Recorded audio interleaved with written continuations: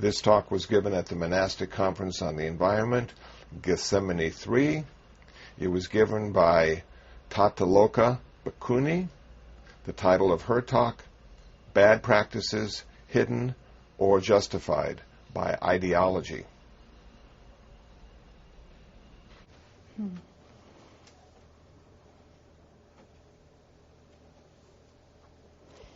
So, this morning's first presentation is dedicated to the Sacred Heart of the highest loving kindness, to the Sacred Heart that is unborn and undying, to its inspiration, to its practice in the past, and to its fulfillment in our lives.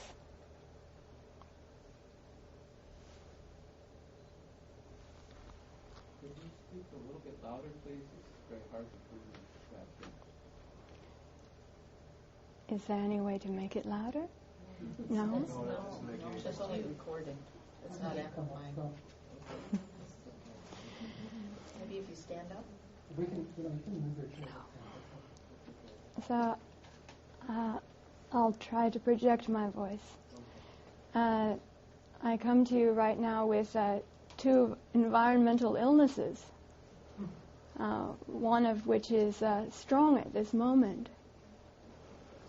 So I'll try to speak loudly, but I may not be able to. Shortly before coming here, a very short time before, we had a fire at the old chemical plant. It's just across the railroad tracks from our monastery. Very nearby, very big fire. And the lead paint that was on it burned, and the things that were stored inside it. And there were many canisters of some kind of pressurized materials that were also exploding and popping. And all of that came out in the smoke, which settled down in our area. Our monastery, the windows are it's not airtight. So I had called the fire department and asked if we should evacuate, and was told, no, it's fine, you can stay. And no trouble. So we stayed for a little while and closed everything up, but then the smoke became very, very thick and came inside all of the buildings in our neighborhood.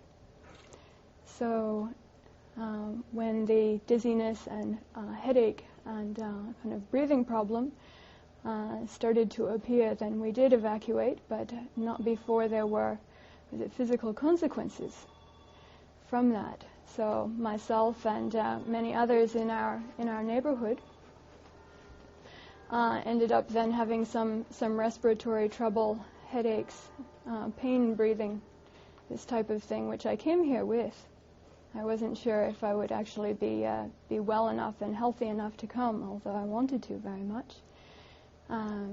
So that happened to our entire neighborhood. I think that might be considered a kind of environmental occurrence, yes? So being here in the open space and fresh air, the headaches and the breathing pain have been relieved. But then there's the second, which is giardia, another environmental thing that may have come back with me from India, where I was recently. And it seems to have started to come out a bit more strongly yesterday afternoon. So excuse me for my weakness and my smallness of voice. I'm very glad to be able to speak anyway. I wasn't sure if it would be possible. And to speak with a tremendous amount of compassion through this experience for maybe all of us in this room have some type of environmental sickness, more or less, that we may know about or probably don't know about, as well as the vast majority of us in our world at this time. So through this suffering or through this experience, then I'm finding it very helpful to have compassion through the direct experience. So this is a nice way that, like out of the compost or out of the dung of of what we've done, something good can grow up out of it. So I hope very much also that what I'm going to be speaking about today, as it's probably the kind of subject that myself as a Buddhist monastic, probably the thing that I would least like to do is to be critical about the Buddha's teaching. So I hope very much that this may be dedicated also to what any negativity that might be there, or any harm that might be there or have been there, that goodness rise out of that. So to begin, how do you get it to come back on again? Touch anything. Okay, there we go.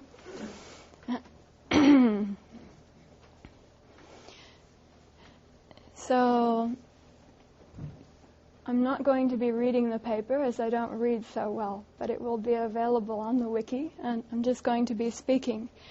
The title that I chose was Saffron and Green in the Clear Forest Pool.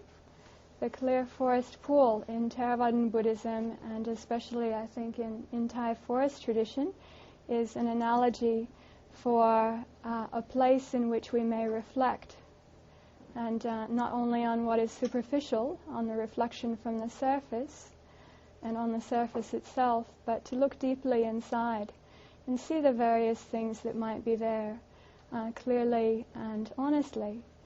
So the Clear Forest Pool is a place of coming for reflection, to see whatever might be there.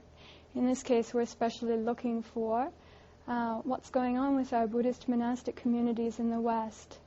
And our robes are often described as being various shades of saffron brown, whether golden saffron or orange saffron or rust saffron. So that's the saffron in the title, and the green, of course, is for the environment. So I'll look at these two things together in the Clear Forest Pool, the place of reflection. So I've been asked to speak about bad practices, hidden or justified by ideology, and been reflecting that there are several kinds of ideology. There's the ideology that's generally agreed upon as being what the Buddha taught, that we have in the Pali Canon and the Agama Sutras, which most of us think is the original Buddhist teaching, and then later adaptations or developments on that teaching, which we would say would be the Zen schools and the Mahayana and Vajrayana, and everything that's being taught under the label of Buddhism, throughout history and to this day. Then there's the kind of ideology that is the idea that people have about Buddhism in our world at this time, even general people, what they think the Buddha taught, what they think this is all about, that idea. We would also say in popular terms, whether rightly or wrongly, that is a kind of Buddhist ideology in our world, in the popular mind, whether it's really properly what the Buddha taught or not. So we have those different types of ideology. So to look into this question of what might be the bad practices hidden or justified by ideology within our American Buddhist monastic communities, I brought the question to something called Insight Forum. Insight Forum is an e-Buddhist community in our San Francisco Bay Area. However, actually it has members from around the world. So I posed this question to Insight Forum for the sake of raising consciousness within our Buddhist community of this question, and what people thought, to see what people thought. There are monastics and people who say they're Buddhist, and many people who don't say they're Buddhist who are part of this community, but just to see what they thought, to bring about contemplation and reflection of what there might be. So during this last month, I received feedback through that forum from a very large number of people about this question of what there is. Many of them said that they'd never thought of it before, and that it's very hard to think of anything They thought that Buddhism is very good in this regard, and until they actually spent more time thinking about it, they hadn't ever thought of anything critical in this regard. Now, I felt a little bit sorry for being kind of like devil's advocate? No, for asking people to bring about their critical thinking in one regard, but on the other hand, I feel it's very much in line with what the Buddha taught. And the reason for that is in fundamental Buddhist teaching that is shared by all Buddhist schools, that is related to the Four Noble Truths, which all of you may be familiar with, I hope. The Four Noble Truths, and related to the fourth truth, which is the truth of the path, the truth of the path of practice, particularly. You may have seen this illustrated as Dhamma wheel with 8 spokes. So this is commonly used as a Buddhist symbol, and it's those 8 spokes are the spokes of the Noble Eightfold Path, with mindfulness and clear awareness being right at the center as well as one of the spokes. So the 6th spoke, does anyone here know what that is? Right off? The 6th spoke is right effort.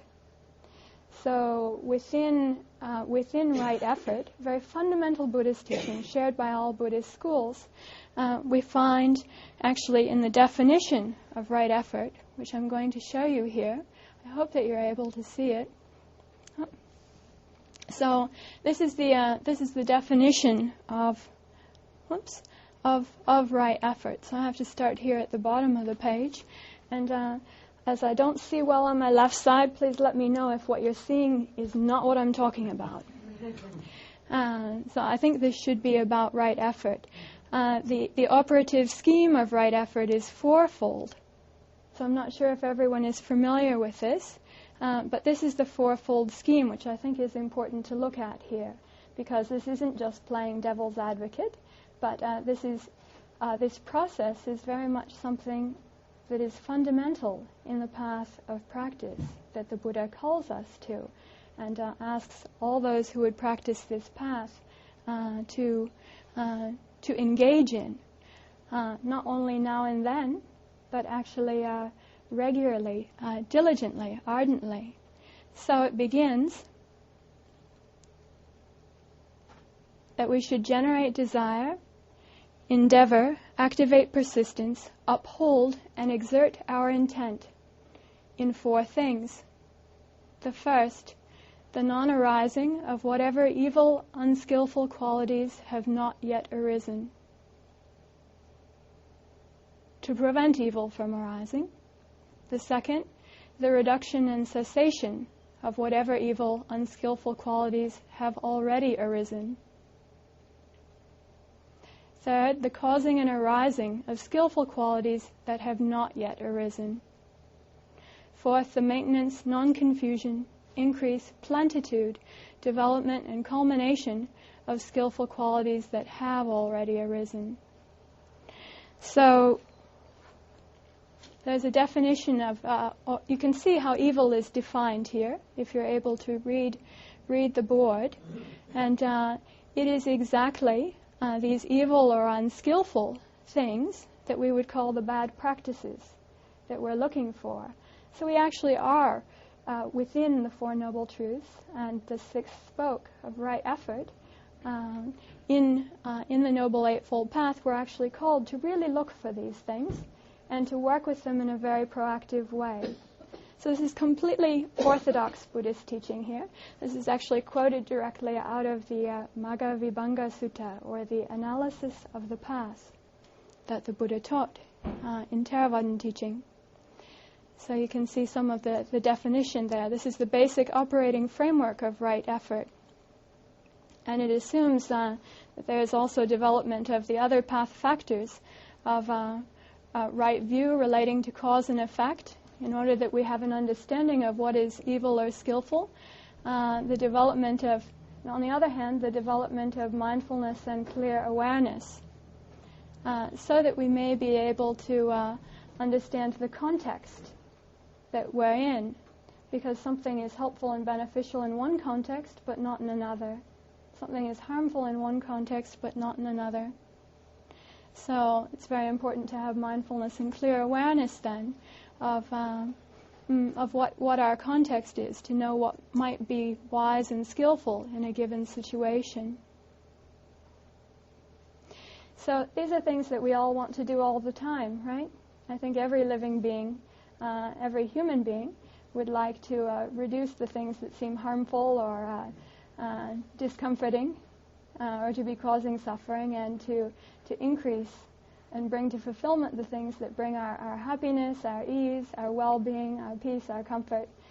So this is just a skillful outline for how to do, how to look at and how to do the things that maybe every single one of us, I would say even animals, would like to do that. That is to avoid pain and suffering and to be peaceful, comfortable, and happy.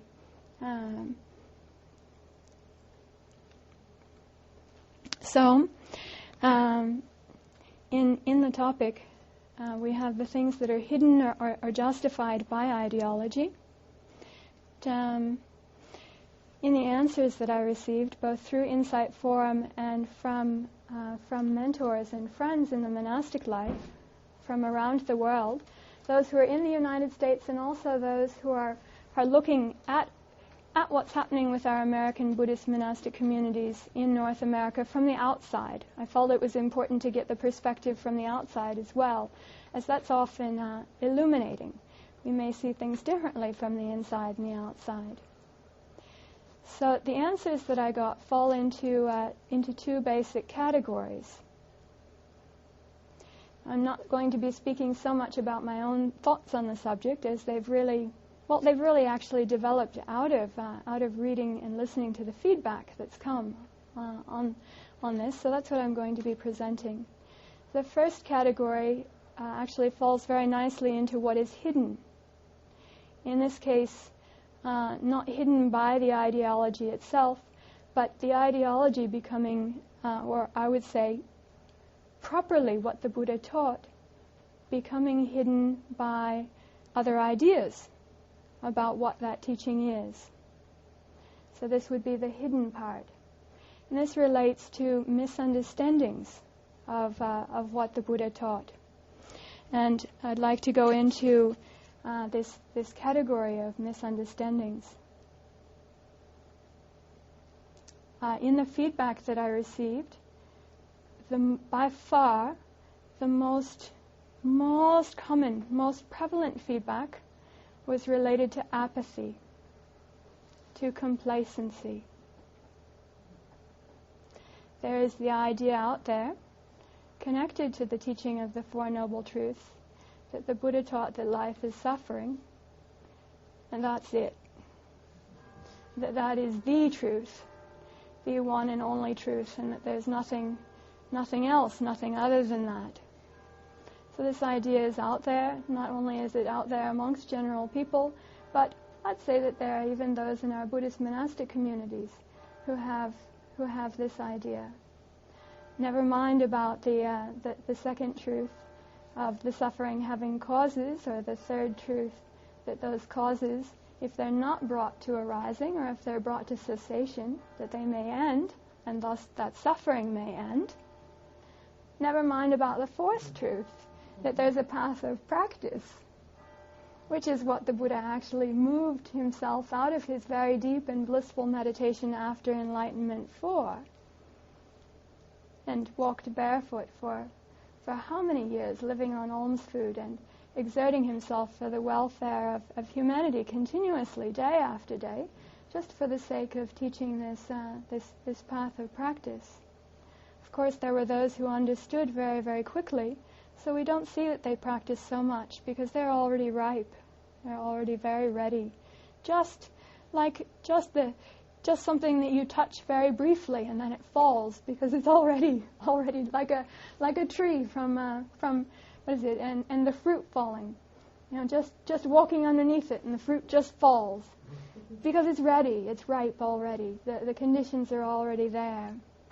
But the path is compared to one that is to be cultivated, like a farmer who actually may plant the seed and then care for it, give it proper water, fertilizer, take out the weeds, really care for it well so that it can grow up well.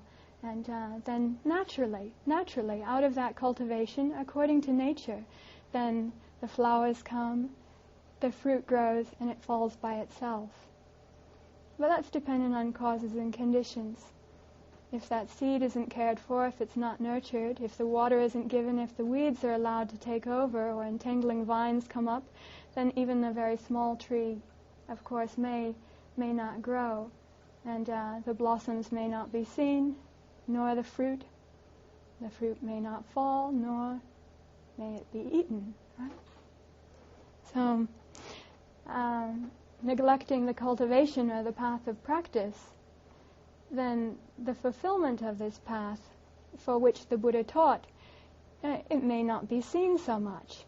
If people don't do that and it's not seen, then it can even disappear from the idea that people have of what is Buddhism and what did the Buddha teach. And then we have the prevalent idea that there's only life is suffering. That's it. One noble truth only, not four.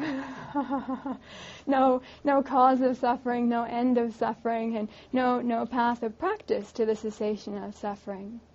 So these things, the factors that we were looking at before here, this is very much about the effort to be made in the path of practice. It's a definition of it.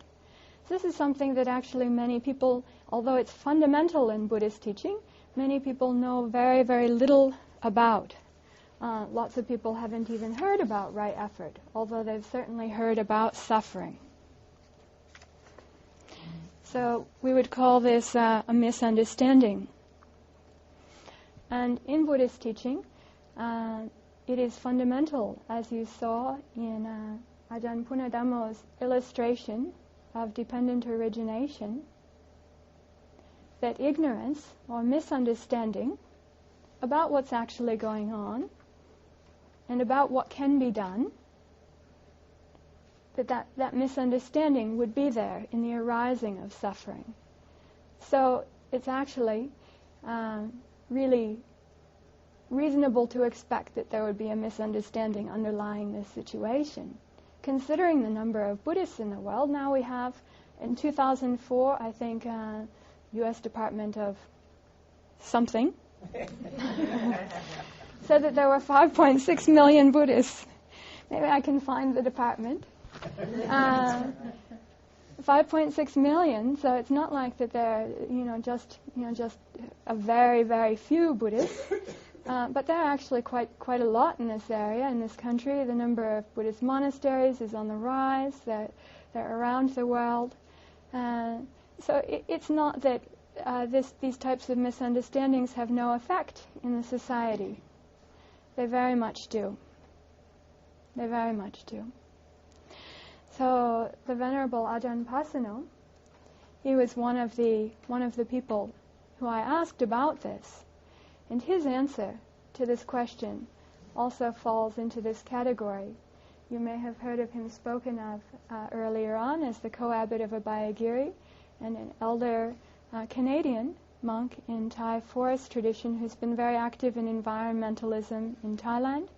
And I think his monastery is quite exemplary as far as carbon footprint is concerned, although I haven't seen the numbers crunched. So I asked him about this, as I've considered him a teacher for quite a long time now, and I respect him highly. His answer within the misunderstandings category, if I jump down here to the underlying views and intentions that move us, his answer was that what comes up are the themes of misrepresenting the teachings and intentions of the Buddha through such things as equanimity being seen as indifference, relinquishing of desire as an excuse for non-action, karma being interpreted as everyone deserves what they get, so why do anything about it, and contentment being used as a reason for complacency. So all of these things tend into a particular category. indifference, non-action, complacency. They all fall into the category of apathy, I think. Apathy in Buddhism, this type of apathy or complacency, is considered one of the hindrances, nivarana, the hindrance of sloth and torpor. That's one of the main things that prevents our practice and our development of the spiritual path. Actually, I did a talk on this particular hindrance recently and did some research, and it seems that the Christian doctrine of the 7 deadly sins is related to this Buddhist teaching of the 5 hindrances, because lust, desire and lust is there, ill will is there, sloth and torpor is there. The list is actually very, very similar. And another name that this is known by is these hindrances are the armies of Mara. That is, they are called the forces of the devil, or what brings us to death. So it said that those who are heedful and mindful, that those realize the deathless. Those that are heedless, those that are complacent, are as if dead already. That is, they come under the dominion of Mara. So, most of the responses that I received fall under this category. That is, I'll give you a specific example that actually happened on the very day that I was writing this paper. One of the women who's come to our monastery to enter into monastic life, she's a postulant right now.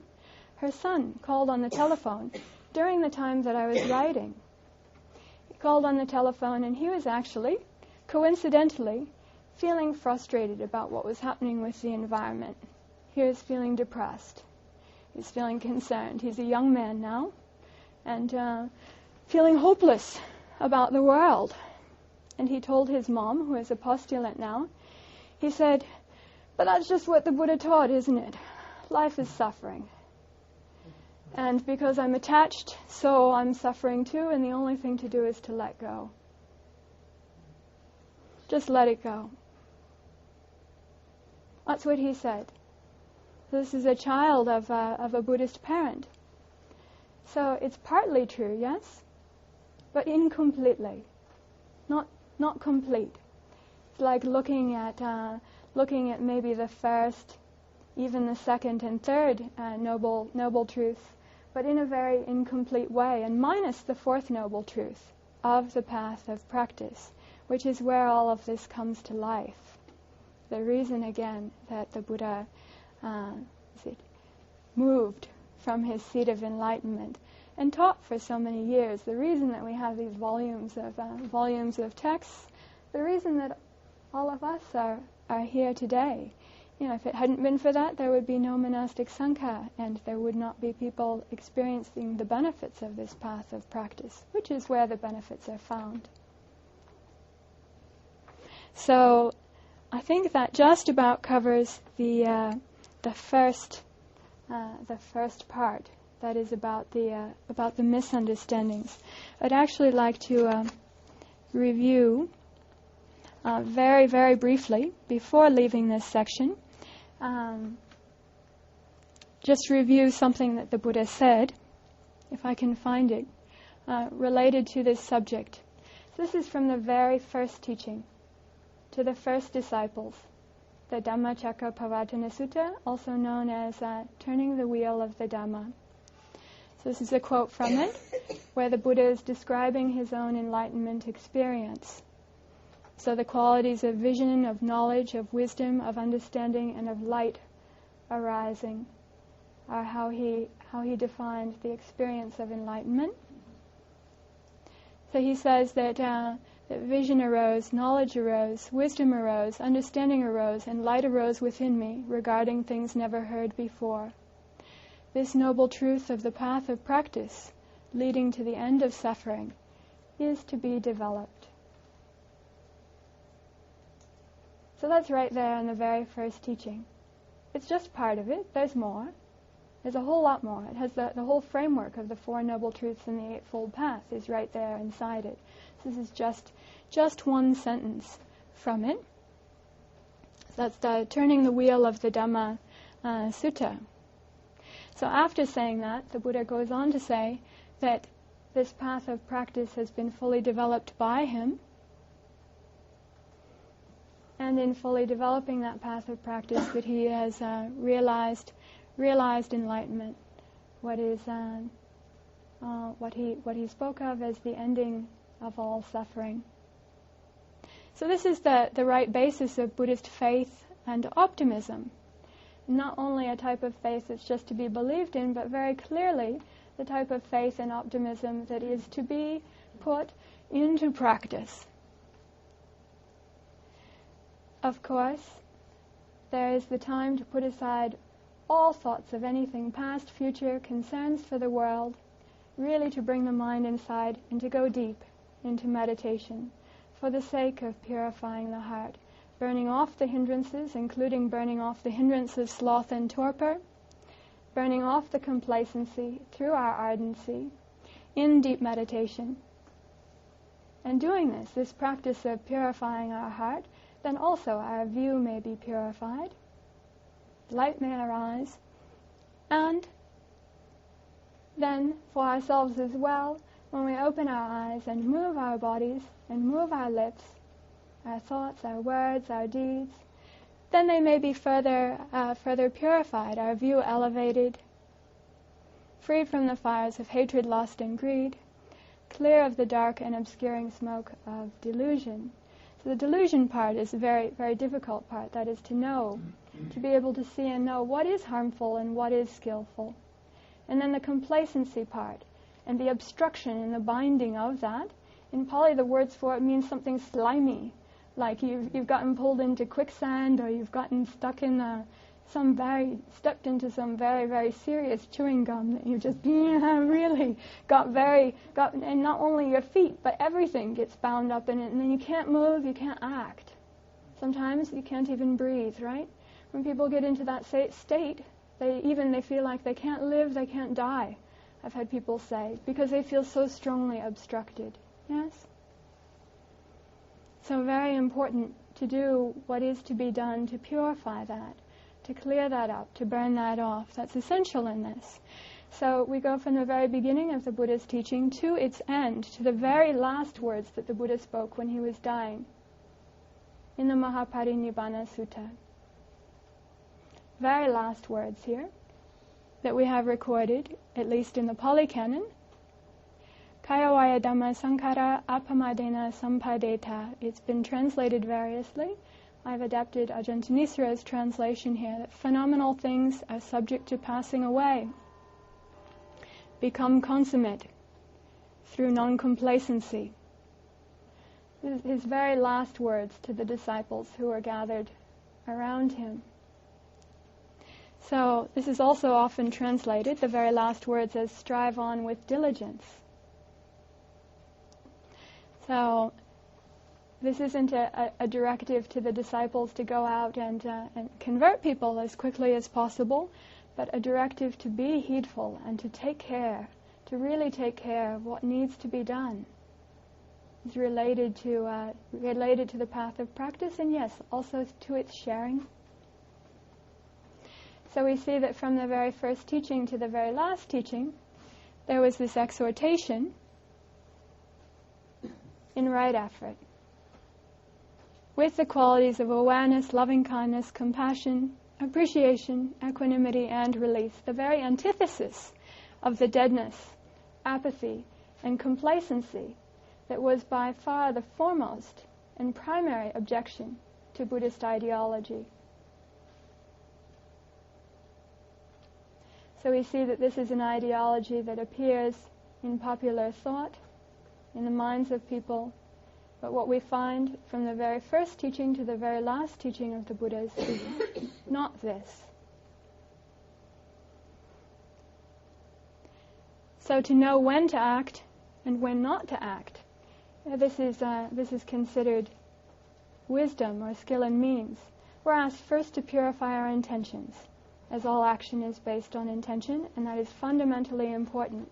But then we have to be able to act on the intentions, and that relates to what we call the higher training in morality, in ethics and virtue, and to be able to think and speak and act with virtue. The higher training in meditation, the higher training in wisdom, which relates to this putting it into action relates to wisdom and skillful means. So that skillful means is something that we heard about before. Someone was speaking about this. In fact, it's been mentioned several times. That is the upaya, or upaya kosala. Kosala means what is wholesome. It's the antithesis of evil. In expression. So these are fundamental parts of the higher training. This is something that I've heard often in a prayer that I don't know if it's Christian or not, but the serenity prayer, related to wisdom. That is having the wisdom to know when to act and when not to act. So for this, actually, we have the teaching that supports right effort. Right next to it, the teaching on mindfulness and clear comprehension.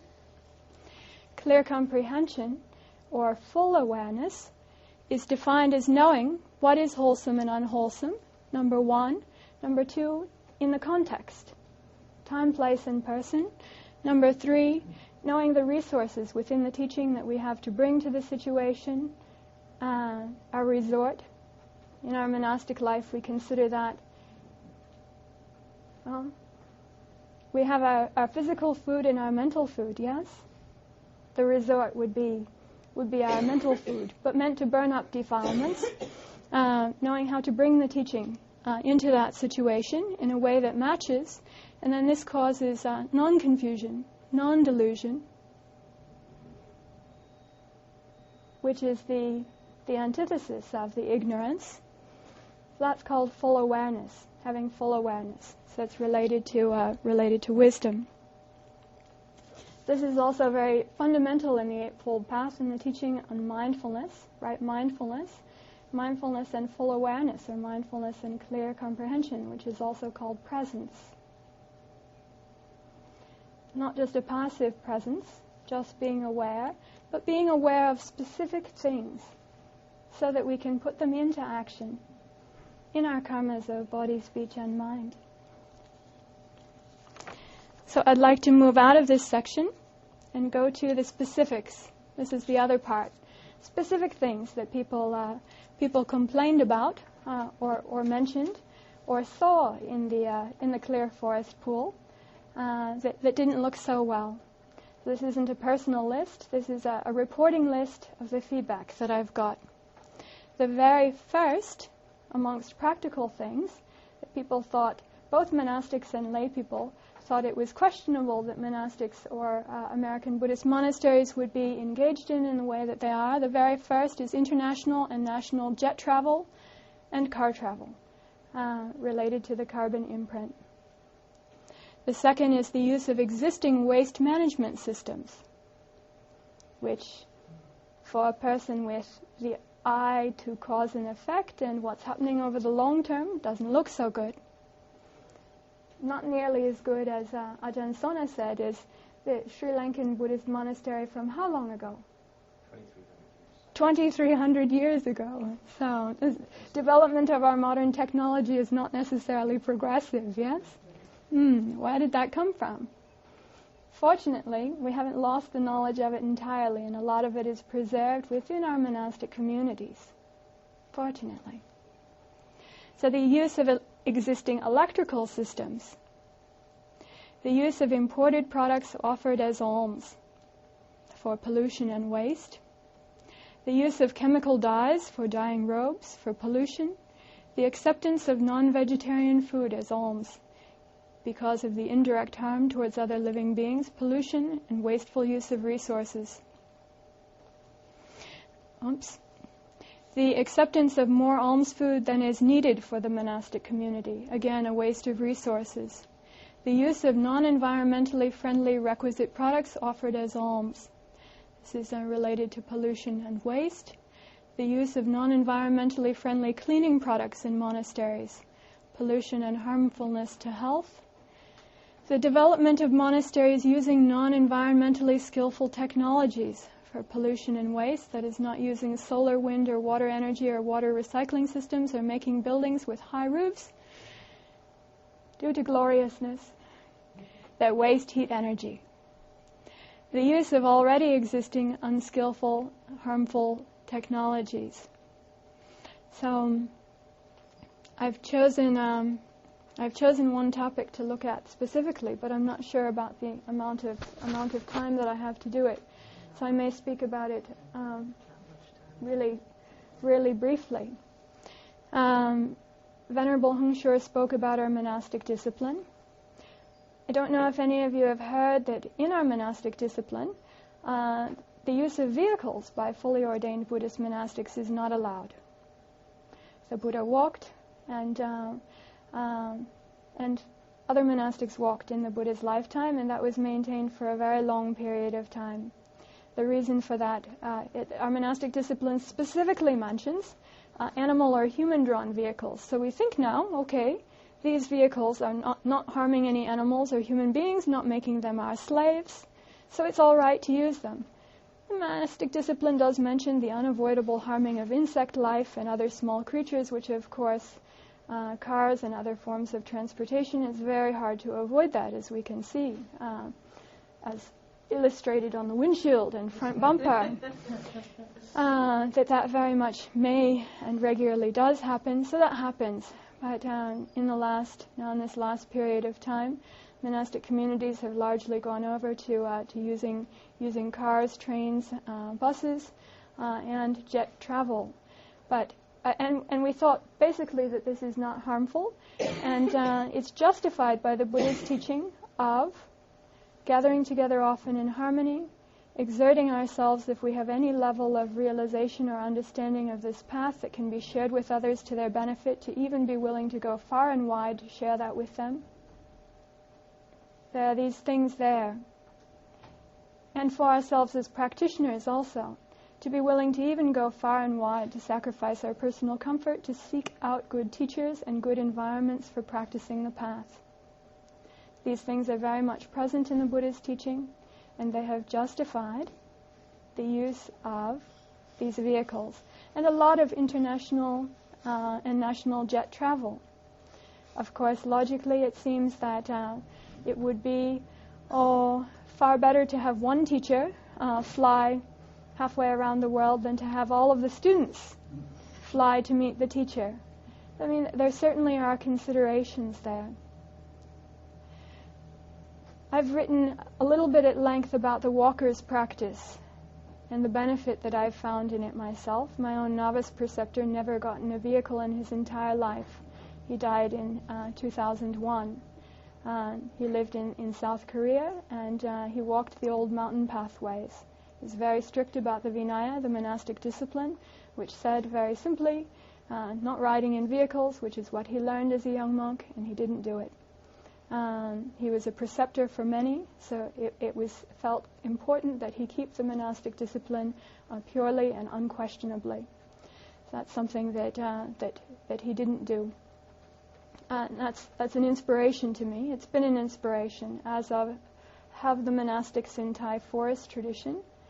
There are still a large number of monastics, although not a huge number, and the tradition is changing.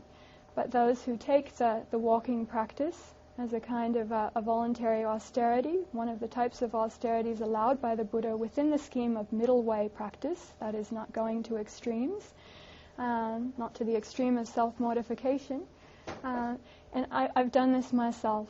I was very inspired to hear yesterday about Peace Pilgrim and to learn more about her walking.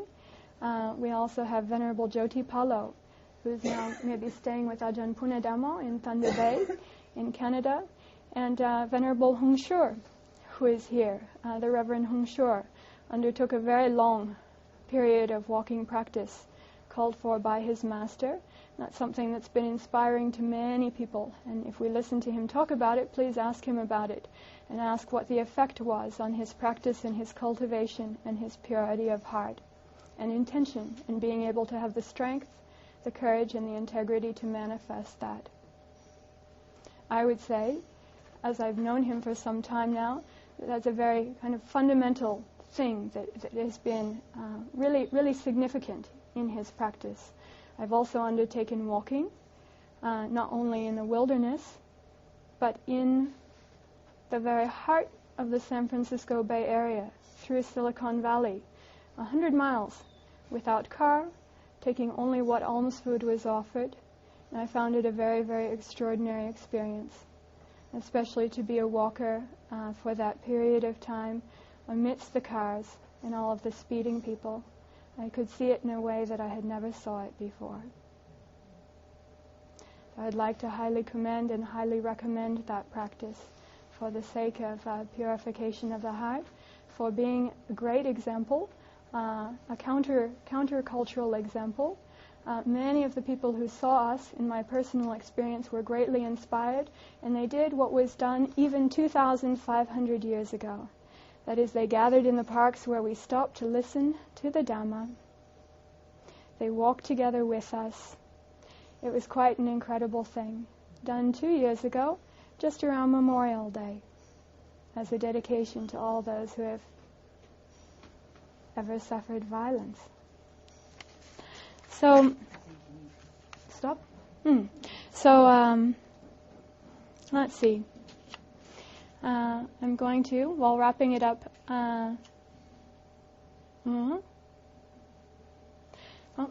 for wrap-up. There are a number of things that Ajahn Sona mentioned briefly in our monastic discipline that actually counter the things that are on the list here. Our monastic discipline specifically mentions for the monastics to have great care and respect for what they put out of monasteries, that is to not pollute the earth, not pollute the green, not pollute the water with our physical and material wastes. That precedent is very much there. As also mentioned, not using more than we need in terms of lodging, or making our lodgings in a way that harm other forms of life. And lastly, as a dedication to one of the main mentors in my monastic life, there's a very seen as a very small precept about using the restroom, but it extends far beyond that. If we go to a restroom, that is, it's about eliminating our bodily waste, yes? We're supposed to leave the restroom, not supposed to leave the restroom until it is at least as clean as when we entered, if not cleaner. As a monastic practice of diligence, we're actually regularly supposed to leave it cleaner than when we entered. So this is a basic principle in our monastic discipline, in our monastic life, that is as clean as or cleaner than when we entered. This also extends to our use of monastic lodgings. Whatever we do in the monastery, what we do when we enter lay homes or go into villages, that actually extends to every aspect of our monastic life. So the mentor who I'm speaking about, Ajahn Mahaprasert, asked me specifically to mention that point, as he feels that if we do anything but that, it is counter fundamental and basic Buddhist principles of gratitude and respect, which are at the essence of the heart of the path for both Buddhist monastics and for all those who practice in this way. I'd say that that's something that we share. So, being in robes, we are an example. What we do has a profound impact on how others understand those who have inspired us and the way that they lived. It is their vision of the path of practice. So I feel that it's very important for each one of us to not only take our good intentions, but really to see how we can be fearless, how we can have uprightness, how we can purify our morality and integrity, that we not only have these good intentions but obstructed, but that we be able to bring these good intentions into our path of practice and manifest them to our fulfillment, to their complete fulfillment. That is, bringing about a vision of the nobleness of the path, a vision of enlightenment for the people of our society and our world today, not only for our own hearts, of course that's essential for us, and for the well-being and the hearts of our monastic communities. So thank you very much for listening, and I'm sorry for speaking too long. Thank you.